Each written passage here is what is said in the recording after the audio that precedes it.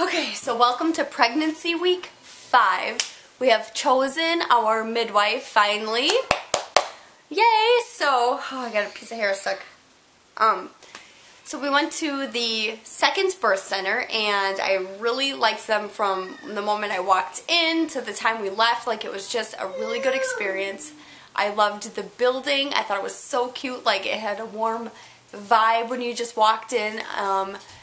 And then the receptionist was very, very nice, and the midwife that we met with was wonderful. We had tons of questions for her, and she answered all of them, and I was very confident about choosing her.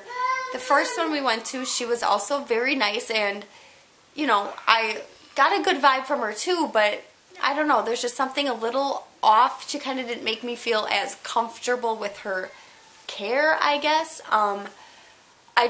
There's a couple things that I had questions about, and they weren't really answered, or, like, one was, when I am 16 weeks along until 35 weeks along, I take progesterone shots just to keep the baby in for longer, because I had one delivery at 34 weeks.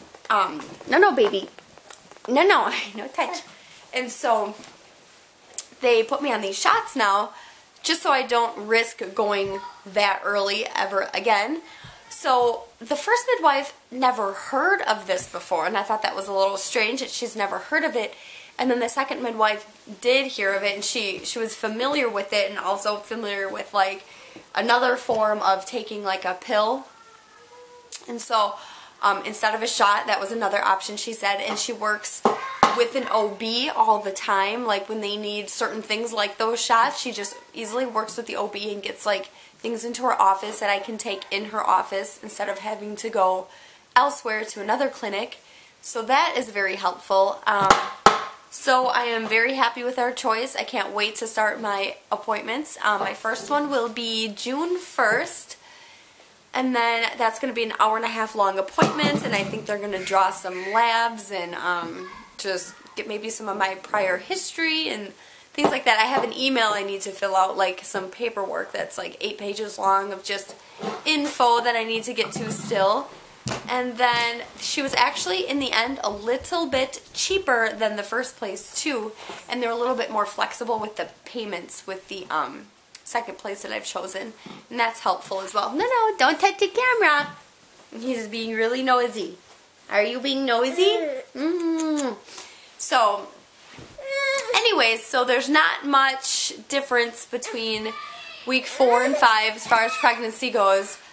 But I forgot to mention the breakouts. I noticed when I got my period back in March, my last period, since then I have just been breaking out all over the place, and it has continued through the beginning of this pregnancy.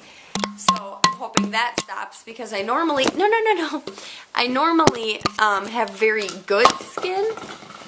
Normally have very good skin and good hair and good nails. So I'm hoping that this is not like a bad sign of bad skin for the whole pregnancy.